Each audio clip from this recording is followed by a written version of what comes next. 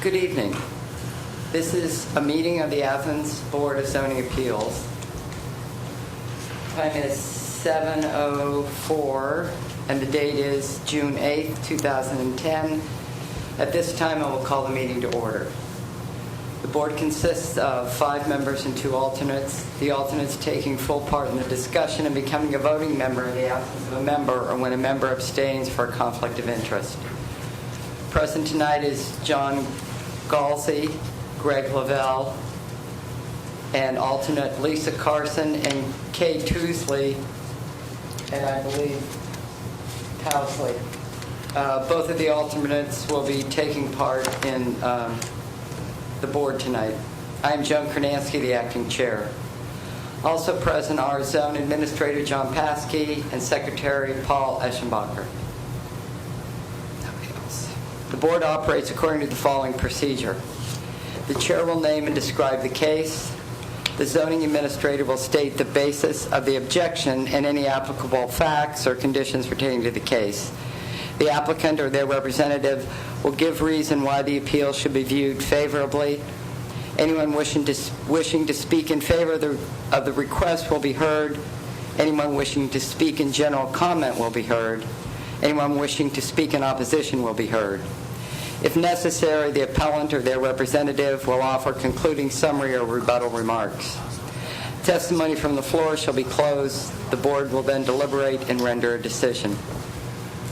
According to Athens City Code Section 230703B, the board has power to grant variances from the strict application of the code, provided the variances will not be contrary to the public interest, the spirit of the code is observed, public safety and welfare are secured, and substantial justice is done.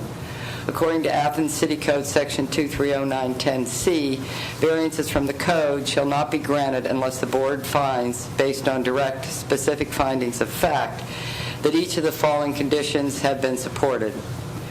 Practical difficulty and undue hardship. Because of exceptional or extraordinary circumstances or conditions pertaining to a specific piece of property, a literal enforcement of these regulations will result in practical difficulty or undue hardship that is unnecessary to the achievement of the public purpose. Exceptional circumstances. There are exceptional or extraordinary circumstances or conditions applying to the property in question or to the intended use of the property that do not apply generally to other properties or classes or uses in the same zone. Preservation of equal property rights. Literal interpretation of these regulations would deprive the appellant of rights commonly enjoyed by others in the same zone in the same vicinity, while a granting of the requested variance will not confer on the applicant any special privileges that is denied to other properties in the same zone in the same vicinity. Minimum variance. The variance granted is the minimum variance required to make possible the reasonable use of the property. Absence of detriment. The authorizing of such variance will not be of substantial detriment to adjacent property and will not materially impair the purpose of the zoning code or the public interest. Not of a general nature. The condition or situation of the specific piece of property or the intended use of said property for which variance is sought, one or the other or in combination, is not of so general or recurrent a nature as to make reasonably practicable the formulation of a general regulation for such condition or situation.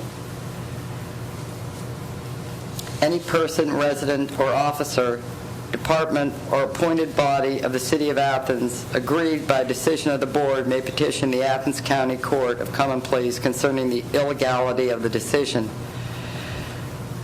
Such petitions must be filed within 30 days after the mailing of the decision of the board to the applicant. There are 2 cases on tonight's agenda.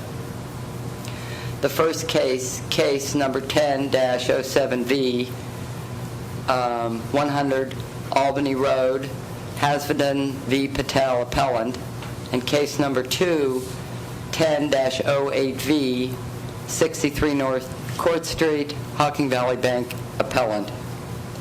The board is required to take testimony under oath. Would anyone wishing to speak concerning any item on the agenda please stand?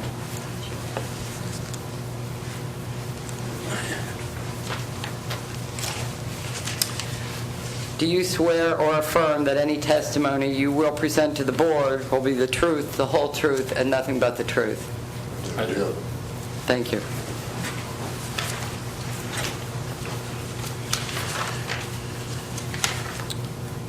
Okay, let me describe the first case, and then we'll have the zoning office provide some information for us.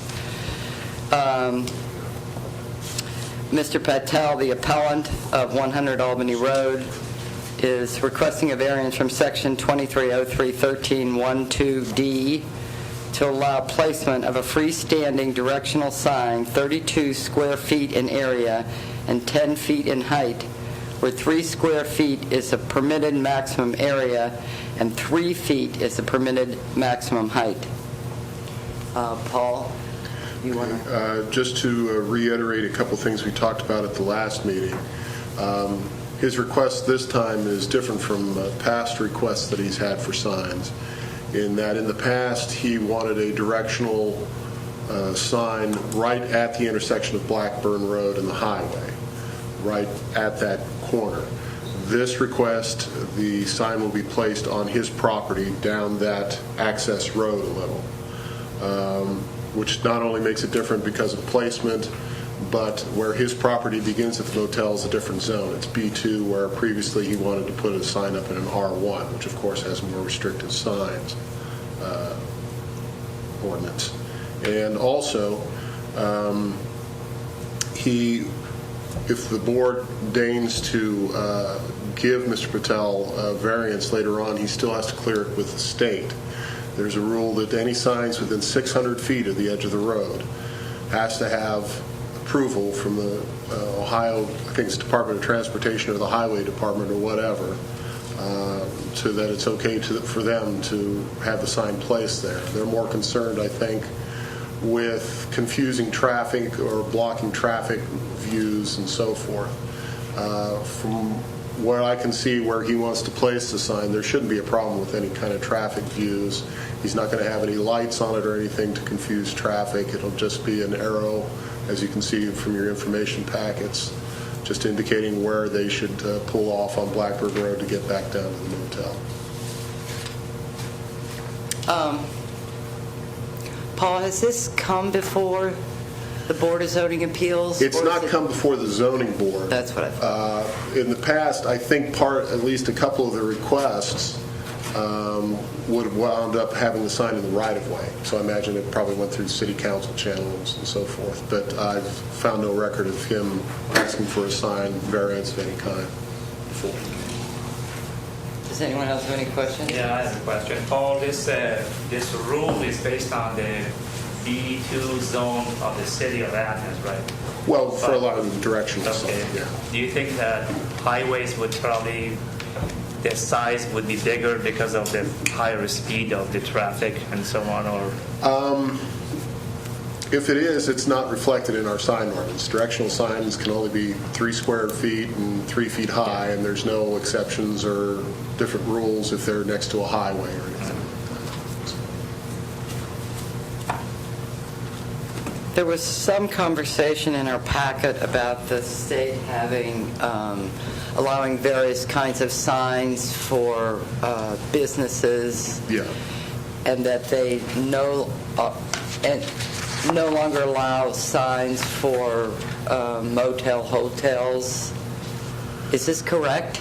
I don't know whether that has to do with off-site advertising or placement of hotel motel signs in relation to how close they are to the highway.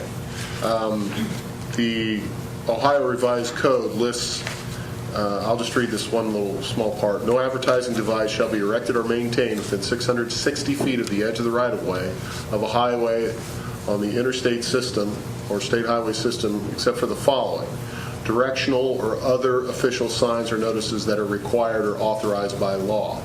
Obviously, he's asking for a directional sign, but it is not required by law. And John and I were not sure if the zoning board granting a variance would constitute authorization by law.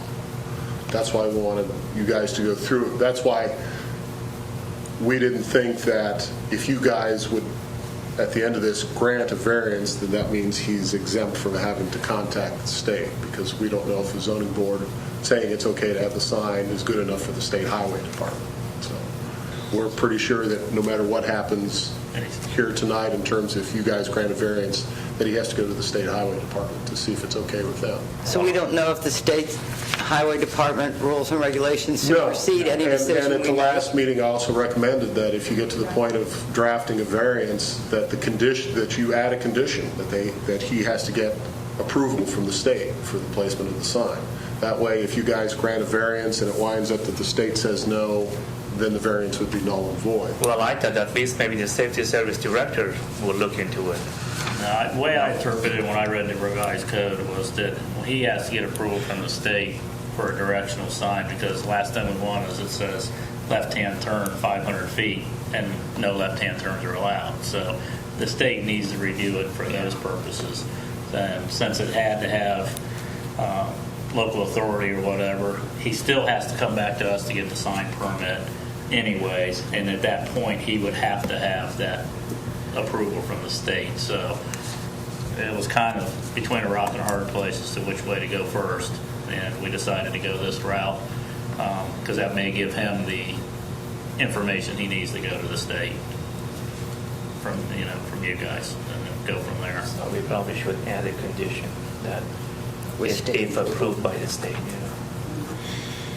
I assume it's the Ohio Department of Transportation. Anyone else have any questions? Mr. Paskey or Mr. Eschenbacher? What's the question, or is that no? Well, wait till we have people that want to speak about the issue. Okay.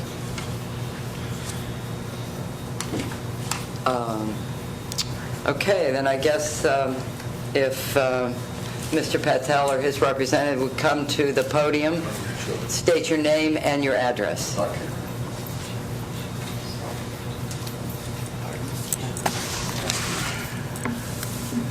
Excuse me 1 minute, Mr. Okay. Patel.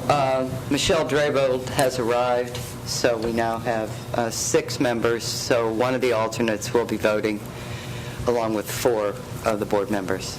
Thank you.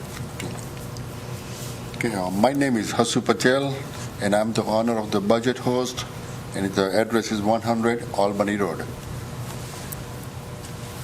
And I'm the owner for last 24 years, and we are having the entrance problem for almost last 24 years, you can say. The motel entrance used to be right in front of the office when it was just a 2-lane highway. But when they built the 4-lane highway, they moved the entrance, which was in the R1 zone, and we understand that R1 zone is a restricted zone, so the city didn't allow me to put the sign. I've been trying for the last 24 years with the council, and a couple of times I tried with the lawyers also, attorneys, local attorneys, and no luck. Then I tried to go through Ohio Department of Transportation, and that also didn't work. And I put the letter from the Ohio Department of Transportation in the folder like this. Just because of the entrance sign, I'm losing almost $1,000 or $1,500 a year. And since last 24 years, I've been keeping on losing and losing the money. It's hard for me also. Even if you check, I put the papers today for the Google Map and the MapQuest. It shows totally different direction. And when they come, the guests come in the evening time, once it's dark, there's no way they can find the entrance. In the Googles, this is Kimes. They give the direction to the Kimes nursing home, not to the motel. Even the GPS, that also gives the wrong direction. Once you get all the way to the motel, and then just a different direction on a GPS also. Now, before I understand it was the R1 zone, but this time I'm applying the sign in the B2 zone, which is the business zone, which the sign will be erected on my own property. I'm requesting a variance for size increase of 32 square feet, which we use for directional sign. so that will be helpful for guests how to enter to the motel. That's all. Does anyone have any questions for Mr. Patel? Do you think this sign is going to help you for the people who are traveling Yeah, especially, west sir, or east? on East I understand, I got no choice. But most of the customers from Michigan and Indiana and all those, they travel 50 west. And once they miss the entrance, they do back and forth. Go back to the BP gas station on Richland Avenue, turn around, come back, again miss it, go to Athens Apartments, turn around, go back to BP, just do back and forth, back and forth. And quite a few times, even the city police and the state troopers, they have guided my guests how to enter into the motel.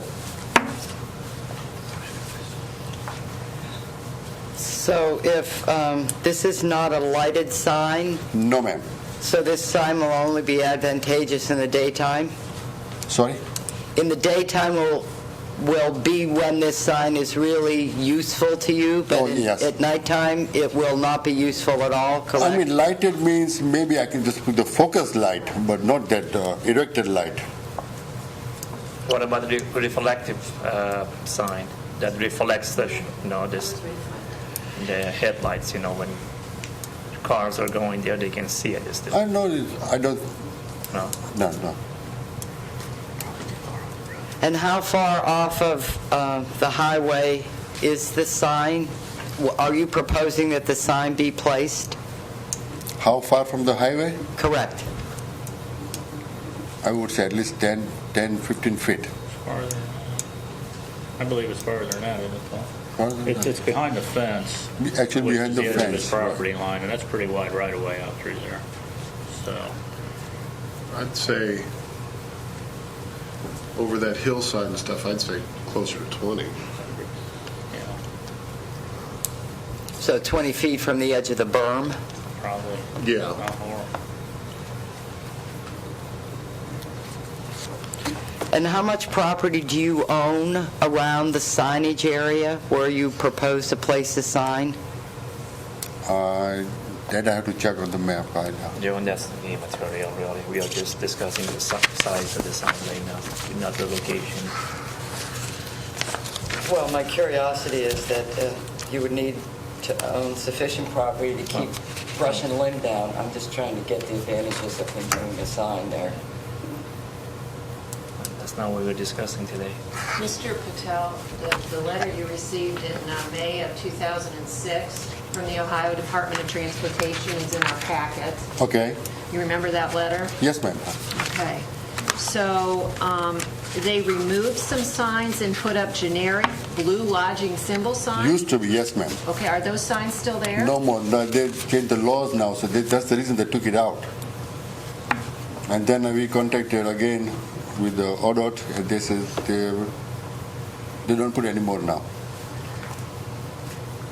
So to get approval, when we talk about going back to the state, is this something, is this separate from this letter here? Signs before were actually on the right-of-way. Okay. This But- time it's on his personal property, behind the right-of-way line. Okay. How have other, well, I guess I can't ask that question. How have other businesses handled this? Okay, so that was in 2006. Yeah, I may have missed this, but how did you arrive at the size of the sign that you wanted to put up? Just how large it needed to be? Right. I'm just wondering, it just seems significantly beyond what is... It's normally the sheet comes for 4 by 8, so it makes 32 square feet. So 4 by 8 sheet should be enough. Okay. So it wasn't a matter of visibility, it was a matter of convenience? So you could do, 4 by 8's the size of sheet of plywood. right, so you could do double instead of quadruple. That's all I'm saying is, 4 by 8 is not really that large for a highway. no, but you could do 8 by 8. I'm just asking. Yeah, right? that would be 4 pages sufficient. Anyone else have any other questions? How many years have you been in business since the highway change? I'm since October '86, and the highway was changed. I think was mid '70s. There used to be just a 2-lane highway, and the entrance was right in front of the office. And when they built the 4-lane highway, and then they put this entrance by the South Blackburn Road, which is 500, almost 200 feet from the property itself, and then make a left turn there. So it's been at least 25 years. Oh yeah.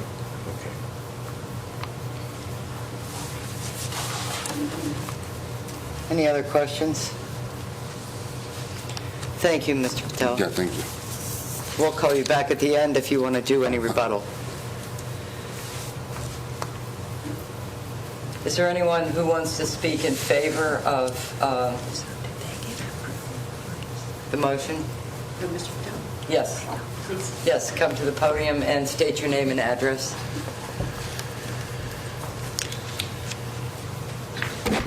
Good evening. My name's Wendy Jackmas. I live at 7245 Whitland Lane. I'm just here in support of Mr. Patel. I'm the president of the Athens Area Chamber of Commerce, and Mr. Patel came to me about 6 months ago, and he had an issue that he felt was hindering his business, and because it's hindering his business, it's very important to me. Mine is just a support. I don't really have facts, and I'll keep it short. The sole purpose for Mr. Patel's sign request is not for advertising purposes. It's to serve as an advance warning for a turn onto a parallel road because MapQuest and Google do not show the service road. Instead, both show the Budget Host Coach Inn located directly on Route 50. Factors adding to the situation, such as driving at night, inclement weather, 55-mile-an-hour speed limit, are huge safety concerns. I don't need to tell you, with the economy the way that it is, that every family, business, and government entity is working really hard for their dollar. The Patels have raised a family in Athens. They're community supporters. Their property is immaculate and has received the 2010 Award of Excellence for quality assurance from the parent company, as well as the AAA Diamond rating. Their motel generates a sizable amount of taxes for the city of Athens and Athens County. And our lodging industry in Athens County has grown exponentially over the last couple of years. He's been a true gentleman about this situation, and I hope that you will consider it. Thank you. Thank you. Would anyone else like to speak in favor? Would anyone like to make general comment? Were you sworn in? I don't. No. Okay. So I have to read you the oath, and you'll have to attest to it. You can come to the podium. Well, I just had one question. I wanted to know where is Well, this? wait a minute. First we have to swear you in, then you have to identify yourself and your address. Okay.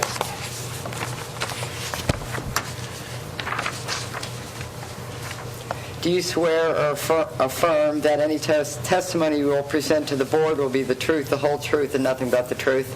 Yes. Okay, if you'll state your name and your address. I'm Mary Ann Reeves, and I live, well, I'm the Patel's neighbor. I live at the property on the corner of Blackburn Road. It's 6898 South Blackburn Road. And,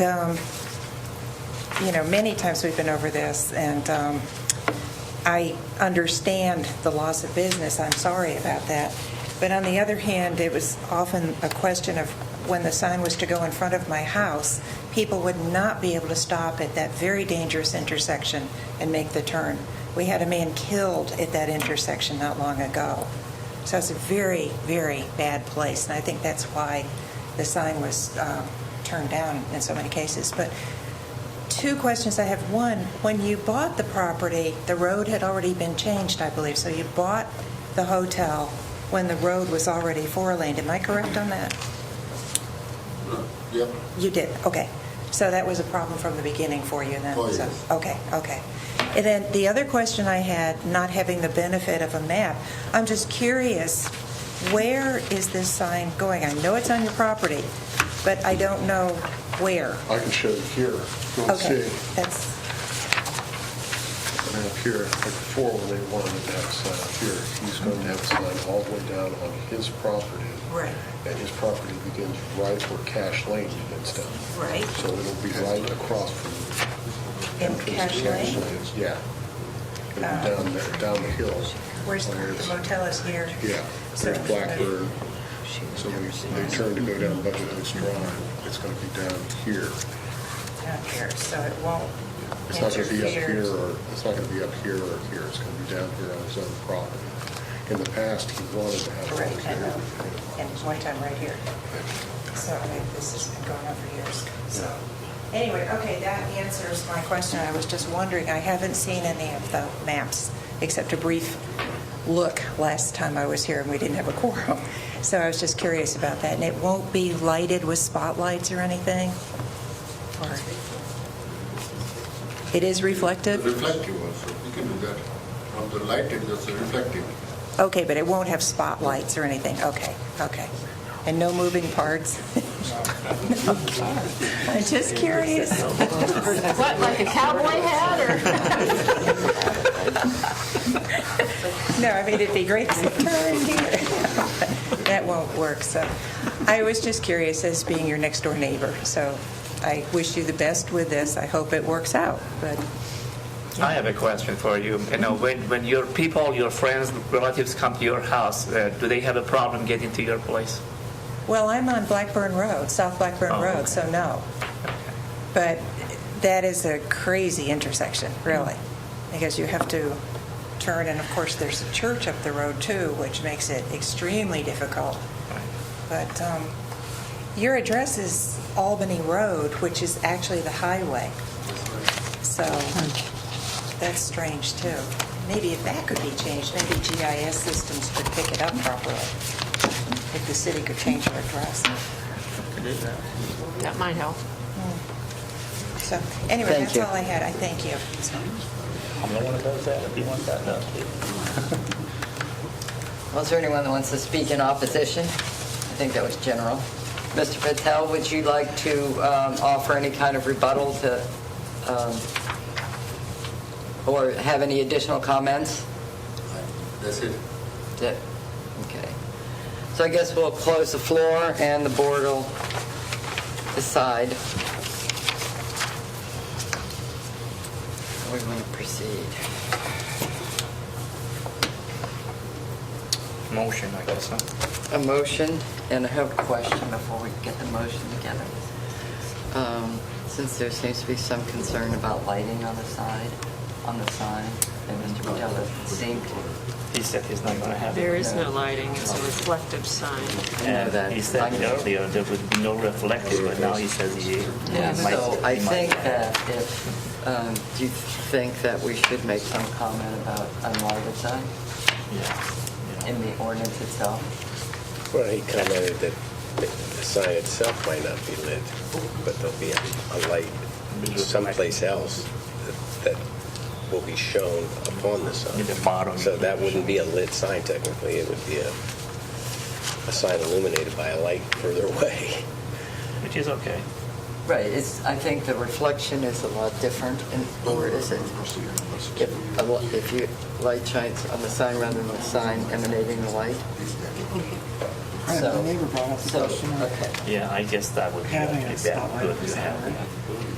right, because someone's asking about the sign at night, because we can see it that way. Unless it's been put in a place that is going to interfere with the drivers going by, it has to be well And the hidden. state would have to, yeah. Yeah, a state would look into it.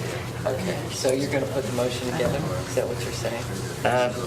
Not necessarily, but Oh, but whoever is putting the motion together, we need to... you would say upon approval of the Ohio Department of Highways, you know, so What did you decide about whether it's simply going to be a reflective sign? Well, we don't We want don't to know. specify that, we just want to say, as specified in point. right, and so we're unlit. So I'm hearing three things. There's possibly just reflective, so if an automobile light falls upon it, it will be visible. Then there's the sign lit with something, right? And then there's the possibility of a little floodlight or spotlight, Yeah. yeah. It seems to me that when you consider where the property is located and where the sign would be, and the the traffic is coming from this direction, so you've already missed the turn. So I don't know that any headlights coming from this direction would actually hit a reflective sign. Well, I don't think it's meant for that side, or is it going to be a double-sided sign? We don't know that either. We don't know that either. My understanding is it was only for the westbound traffic. People coming off of the interstate for the westbound traffic, so it's going to have one view, westbound view. Yeah, this sign is only one-sided because Correct. it says left. Otherwise, there It would be would another be- picture in You there. put it parallel with the fence, weren't you? You weren't turning it perpendicular, you were putting it parallel with the fence, correct? But my point is, a Yeah. reflective across that many, I mean, you wouldn't get a reflection. If Well, it's sure, not the lit, you're not westbound going to see traffic, it. westbound traffic is coming this, and your headlights would shine on the sign. So if 20 you're feet coming the off other way, of you're going to see the back of the road, sign? No, Okay. perhaps. That's just a single the face. Richland Avenue. is Well, I know, but would you it's see like how the many back lanes of the traffic sign there? coming And from you're the way other over direction? here, I heading think west. Unfinished, but would you see the unfinished back of the sign? Or are you setting Light it at the up bottom, parallel so with it the would fence? shine at the light, at this sign. Then the neighbor may have an issue with that. The neighbor asked that question, he said no. Well, he said yes and no. So we need to bring him back in here to clarify that with him. Can we bring him back? Yeah, we are. Yeah. Mr. Patel, we're having some conversation here before we bring the motion to the floor. Would you mind stepping back to the podium?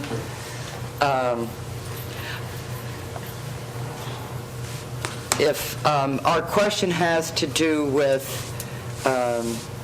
the actual specifics of the sign, will it be a reflective sign made of material that will reflect when light's shown on it? Or will it have a spotlight or a small floodlight shining on it?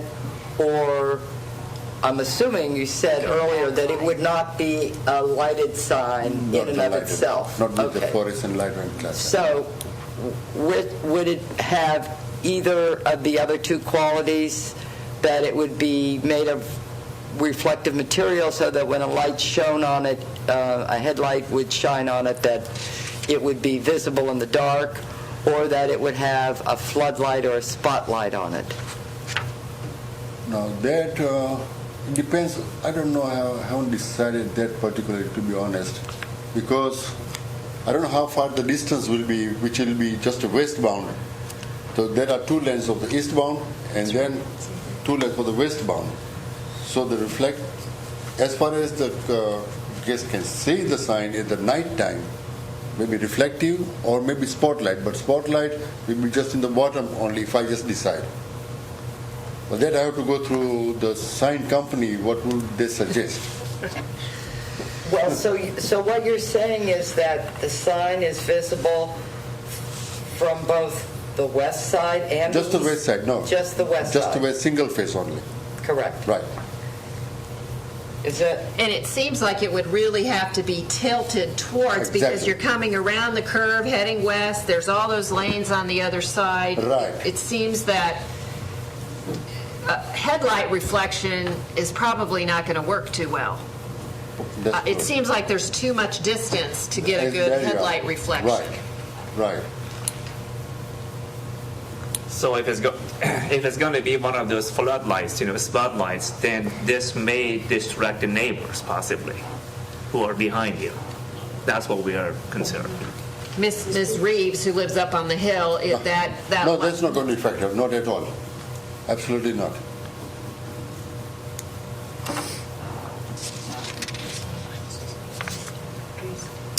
Do we have any more questions? Is everyone clear?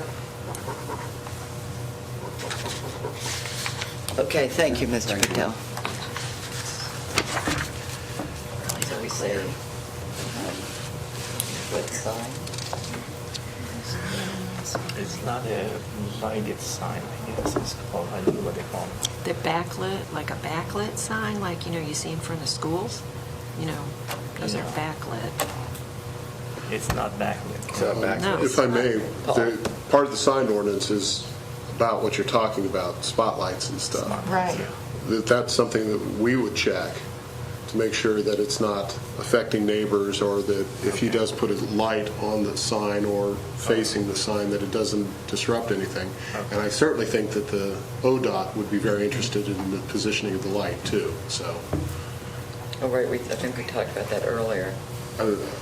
I think, But we can't put some restrictions on the sign, and that's, I think, what brought up this conversation, because Yeah. we had someone, one of the neighbors come and ask I was just questions afraid about this if sign. part of the variance was somehow phrased that the part of the variance was that he was allowed to light the sign, that might be interpreted that he's able to circumnavigate any safety issues. If you specifically say he's allowed to have a lighted sign, if you put that if you just say in the variance that he's allowed to have the sign, the restrictions on the possible lighting of that sign automatically kick in when he resubmits a sign permit to us and to the state. So, I mean, if you want to be cautious and say the sign can't violate any lighting ordinance or any lighting restrictions as is in the sign ordinance, you can, but, I mean, we'll be checking on But that. that's already done it, going to be yeah. done, yeah, so we don't need to do that. Okay, thank you, Paul.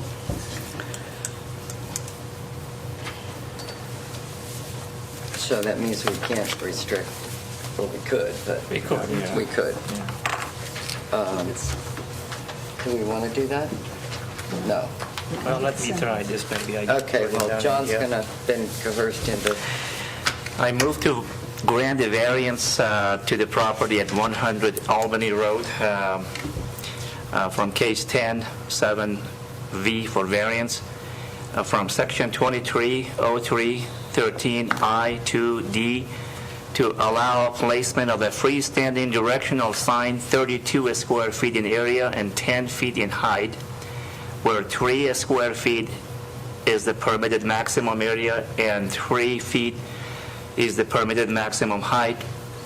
Upon approval of Ohio Department of Highways or City of Athens pertaining to its lighting.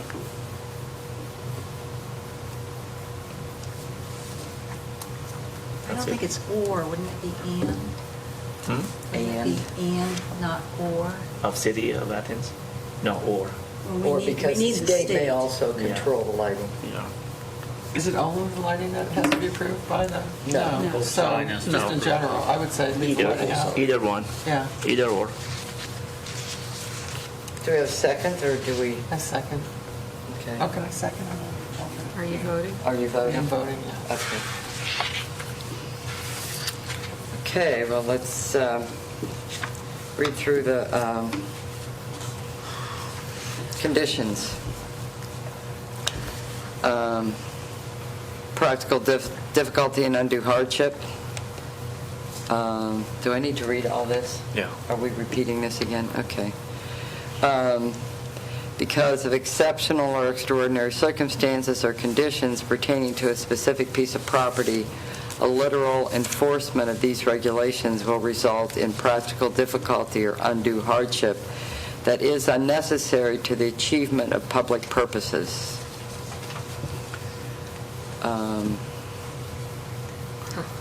Well, the property is still used, there is some difficulty, but Well, the difficulty, the hardship was forced upon them when they changed the highway. right, which was Yeah. back. But he owned it, he bought it when the... Well, no, the property still was. The property alone. The property before the itself owner. was, yeah. Okay. Right, so cut off the entrance, the direct entrance, and so it made it difficult. And even as I would, You might argue some safety issues there. well, that's what I was getting to, because the intersection is obviously a very dangerous intersection, so I suppose if someone had an accident there, they might not want to come back. So, And I think ODOT will cover all that. yes. Because they know the distances and... Okay, so we do find that there is at least some practical difficulty and undue hardship. exceptional circumstances. There are exceptional or extraordinary circumstances or conditions applying to this property in question or to the intended use of this property that do not apply generally to other properties or classes and uses in the same zone. I would say that I don't think any of the other motels in town have such a situation. You do have where a business. obstacle The course nursing too. home across the street has some Correct. issues too, but So these are exceptional circumstances. I would say I agree. he can't change his. Preservation of equal property rights. Literal interpretation of these regulations would deprive the appellant of rights commonly enjoyed by others in the same zone and the same vicinity, while a granting of the requested variance will not confer on the applicant any special privileges that is denied to other properties in the same zone and the same vicinity. There's only one hotel there, I guess. There's no other businesses like that yet. Minimum variance. A variance granted is the minimum variance required to make possible the reasonable use of the property. I still think we could do a smaller sign. That's going to be a really big sign coming around that corner looking at it, but I can't really judge advertising. A 4x8 sign is not that big when you're looking at a distance. Across 4 or 5 or 6 lanes Yeah. of traffic. And also, there is really everything in there. There is no advertising. It's just entrance, next left, 150 feet. So that's the minimum you can really put in there to be directional signs. So we agree minimum variance? Yeah. Yes. Absence of detriment. The authorizing of such variance will not be of substantial detriment to adjacent property and will not materially impair purposes of the zoning code or the public interest. Hopefully this will improve the situation. It will, as long as we still have the issue with adjoining property owner being concerned about lighting, so. Not of a general nature. The condition or situation of a specific piece of property or the intended use of said property for which variance is sought, one or the other or in combination, is not of so general or recurrent a nature as to make reasonably practicable the formulation of a general regulation for such condition or instances. No, I think we No. It is not. all agree that it's not. Okay, so I guess we'll take a vote. Greg? I vote no. I would yes. I vote yes. I vote yes. I vote yes.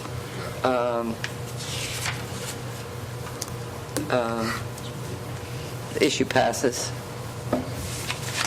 Thank you.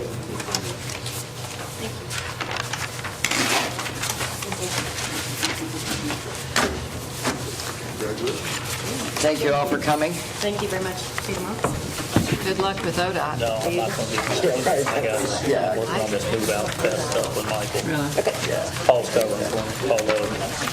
Come see us and make sure you get that. Once I get the zoning board, am I going to get any paper? Yeah, we'll get you something. I'll send it out tomorrow. Okay. We're about to Take be. that to the state. It'll be a minute because we'll have code office speak first. Thank Okay. you. Thank you so much. Thank you. The second case before the board, case number 1008V. The appellant is Hocking Valley Bank. The address is 63 North Court Street. Mr. Eschenbacher, would you like to make any comments on? Well, it's just that this came about because the site where the Blue Gator used to be closed, and thus because of it being closed for the length of time it was, it lost its grandfather and its legal nonconformity as far as parking goes. And also, because it's in a B3 zone, it is required that anything that starts up again have the minimum side yards. Well, obviously that building has no side yards, so that's why they need the variances for the two things. Any questions for the code office? Okay, if the appellant would like to come to the podium, state your name and your address.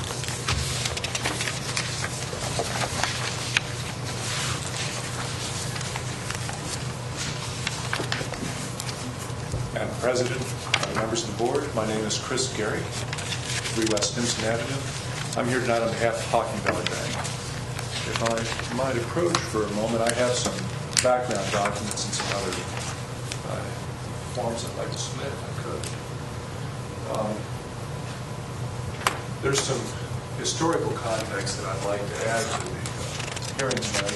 I've got several of the court dockets and other matters that pertain that led up to Hocking Valley Bank taking ownership of the property here tonight, which you don't necessarily need to put officially correct as far as reading them out, but I would like to introduce them to you in case we need to reference them.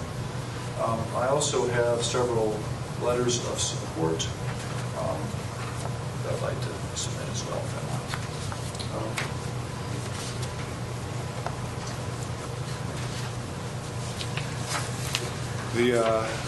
The variance that we're asking for tonight, I would submit, is fairly minimal in nature, in the sense that if you weren't to grant it, this building, this very old building, would be rendered useless, valueless, for purposes of whatever might take place in Athens in the future.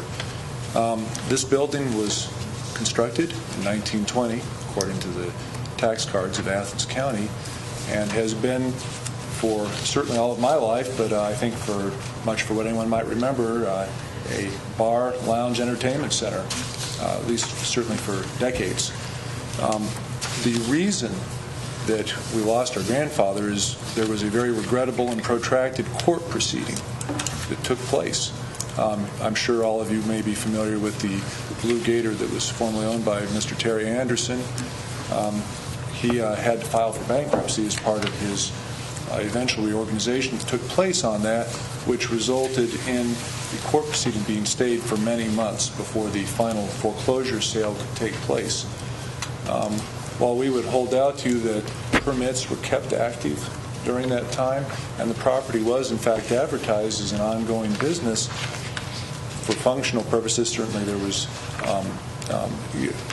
nobody actively going in and out, but it was being held out as a business for purposes of what we would hold out for you here tonight should be considered by the board an active bar, restaurant, and lounge. Did you want me to address any of the specific functions, or did you have questions here you'd like to pose to me as far as... How long has the property been in the possession of Hocking Valley Bank? Bank completed. I included a copy of the deed where the bank took over here. It's just been the last few months that they've been able to take possession of it. Does anyone else have any questions that they want to pose to Mr. Garish?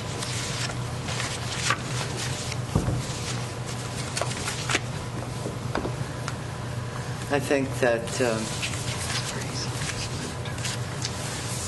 that'll be good for now. You want to have a seat, and we'll see it. Thanks, Thank you. Mr. Gehrig. Is there anyone else in the audience that wants to speak in opposition? No, in general? In favor? He'd be in trouble if he was against it. Yeah, I wouldn't be working anyway.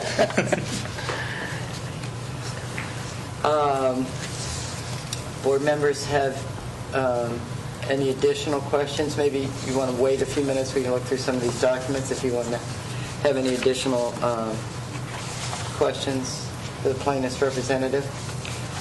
I think basically, I guess my comment in understanding this is the variance fell apart for the parking. You need, in order to sell the property or to improve the property or whatever you're looking to do, you need parking. Well, technically, that had been in business so long, there was no variance. Okay. I think that it was in business. I think it was in business before before city zoning was even drafted. Right. So it's been grandfathered since 1960. And so you're bringing it before us because It stopped. Lost the grandfather. In our opinion, it stopped being a Right. business or was closed. right. Which we are not necessarily conceding. I'd like to make clear. Please.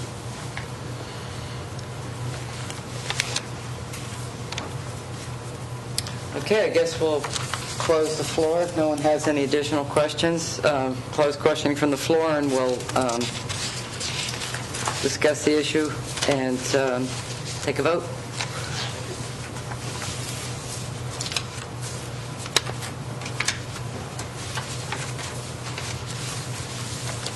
So, in real sense,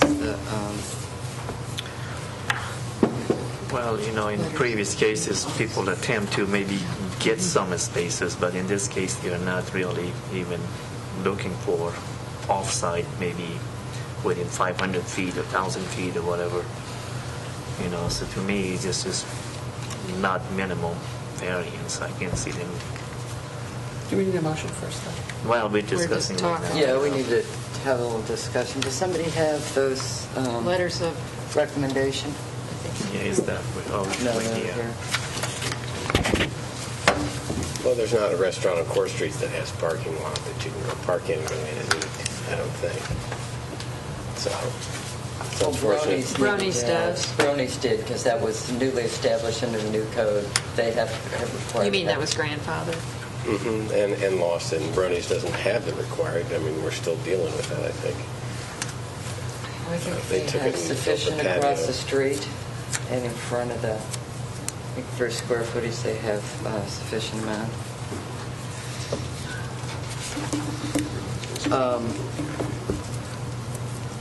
Paul, do you know if these letters of support, I don't think they were in our packet. Do you have copies? No, of he just these? delivered them today. I was going to ask Oh, for so them you after have the it in meeting's this- over, so I can have Okay. copies. Well, I might want to mention for the record that we received 4 letters of support, Okay. and we'll pass them on to the code officer for the record. Okay. Can you read them?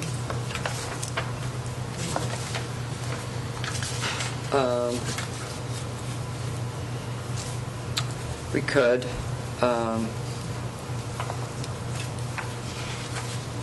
First letter is from Kevin Goldsberry, owner Dale's BP 50 North Court Street. To whom it may concern, I would like to offer my support for any proposed business use at 63 North Court Street property. Having empty storefronts and vacant buildings on Court Street is not beneficial to any adjoining businesses in the downtown area. From Tony Sylvester, owner of Tony's Tavern and building on 7 West State Street.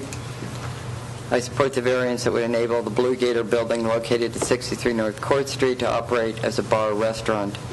I believe it is still a viable business location.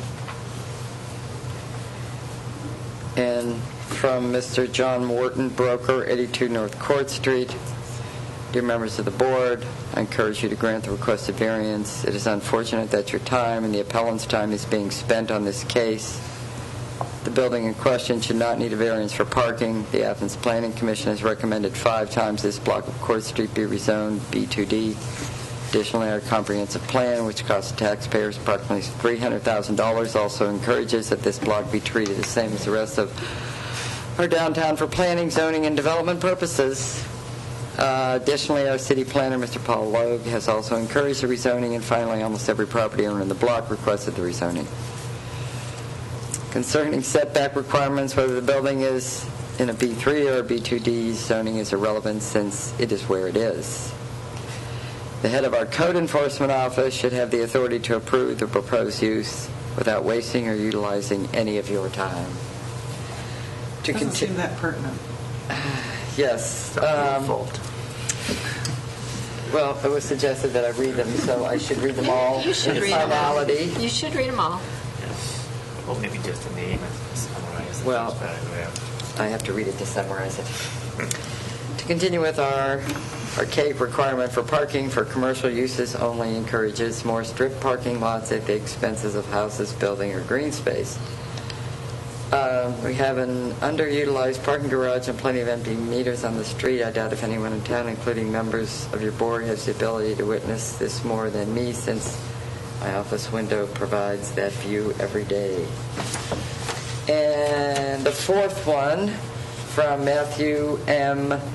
Geyser, Realtor, Larry Conrath, Realtor, 280 East State Street, Athens, Ohio, to whom it may concern. In July 207, I listed the business owned by Court Street Manager of Athens, Ohio, Blue Gator, on 63 North Court Street for sale. On December 1, 2007, Court Street Management listed the real property located 63 North Court Street, et cetera, et cetera. The listing for the sale was for the business, internet domain, personal property.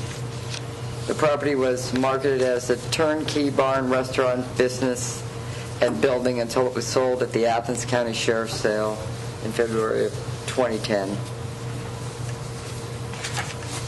I'd like to add also that the 37 parking spaces is the maximum amount that would be required if the entire space for both floors were to be restaurant. So that's the maximum. Obviously, if they were to ever come back with residential on the second floor, they would need to meet the parking requirements for that part of it.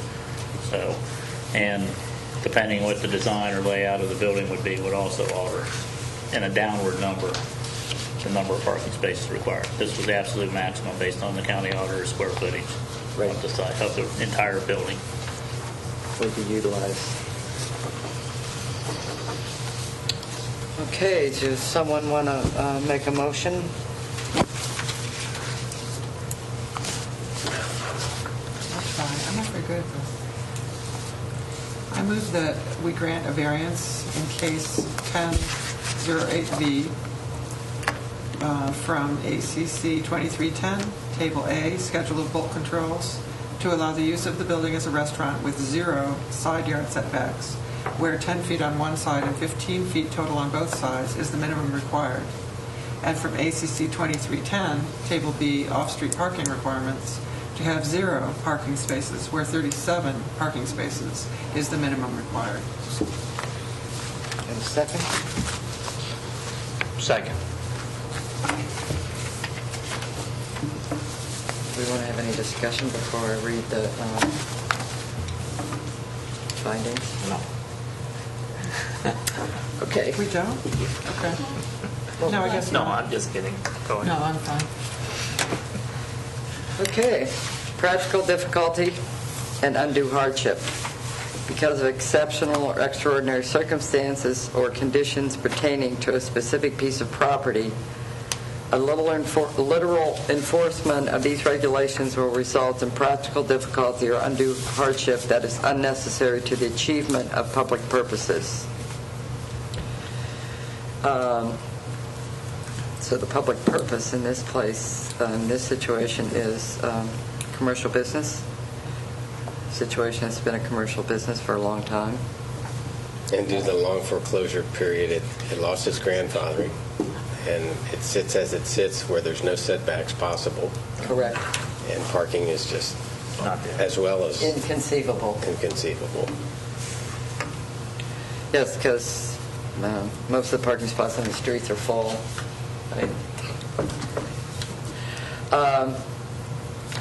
Yes okay. and no. Sometimes they're full, sometimes they're Depends on the not. time of day. Exactly. Yeah. I mean, that end court, there are a lot of open spots on the street. Yeah. There can be. 7 a.m. I have to say that while I don't have a window on that block, I have myself experienced seeing that street full and seeing the parking. However, I would argue that if we want this business, I mean, are we allowed to consider whether this place has a reasonable use? And Well, we're talking about practical difficulty and undue hardship right now. yeah, okay. So, Are you asking if this property could be used for something else, for some other type of business? that would not require parking or setbacks? Yeah, I or just don't less. see it. There isn't such a thing. I don't see it. I don't think so. Yeah. Okay, so we'll move on. Exceptional circumstances. There are exceptional or extraordinary circumstances or conditions applying to the property in question or to the intended use of the property that do not apply generally to other properties or classes or uses in the same zone. So I think we've, Not really.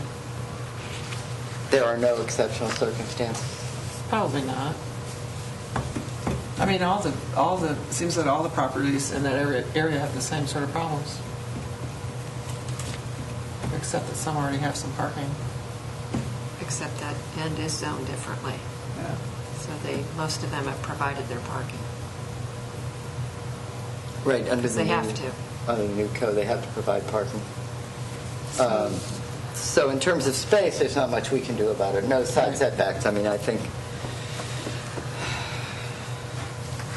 But in terms of parking,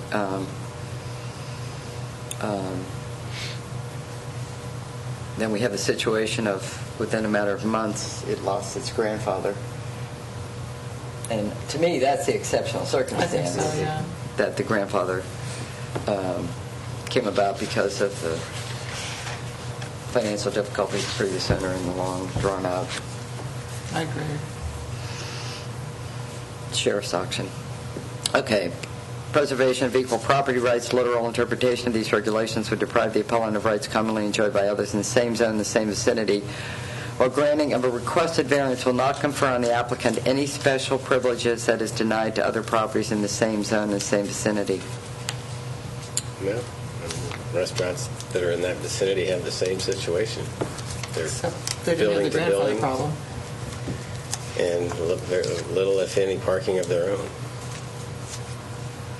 Well, any new places needed to, although Cornwall has some, he has a lot of setbacks for that The apartment pizza? complex, and then the pizza restaurant, beer garden. I'm not quite sure what the situation is, whether they had variances in terms of parking. He's got a few in front of there. Say He's got again, a few places in front of his pizza place there, off the street. was he granted? I know he was granted variances on his setbacks, but I don't know if he was granted any. I don't think for his parking for his apartment complex, but. Well, That goes way back. depending on when it was built, if it was built before 97, remember he only needed one space per apartment rather than one space per person. But I can't remember exactly when those buildings were built. And that I thought it business- was before 97. Right, and that business was not there for the that was empty underneath there for the longest time. At the beginning, yeah. Yeah.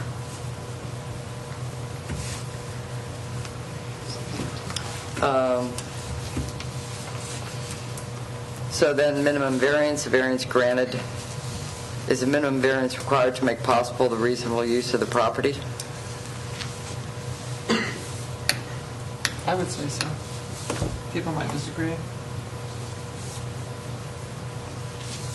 Okay. Absence of detriment, the authorizing such variance will not be of substantial detriment to adjacent property and will not materially impair the purpose of the zoning code or the public interest.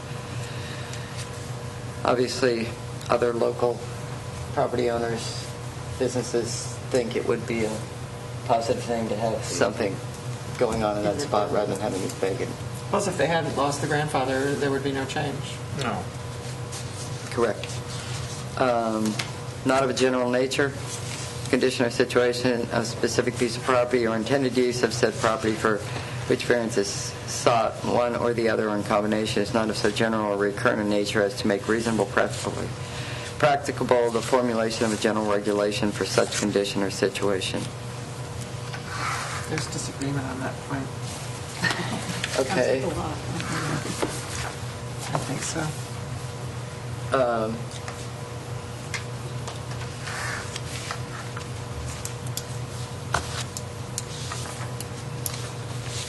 So we don't think it's a,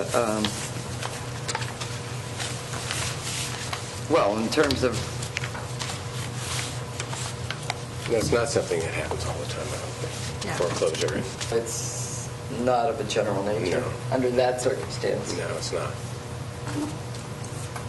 Okay, well then I guess I'll call a vote. Anybody else want to make any more comments? I'll leave you for last, Greg. Michelle? Yes. Yes. Lisa? John? Yes. Yes. Craig? And I vote yes. So the motion passes. Thank you. Thank you. Thank you, guys. Don't start building until you get permits. Contract. Yes.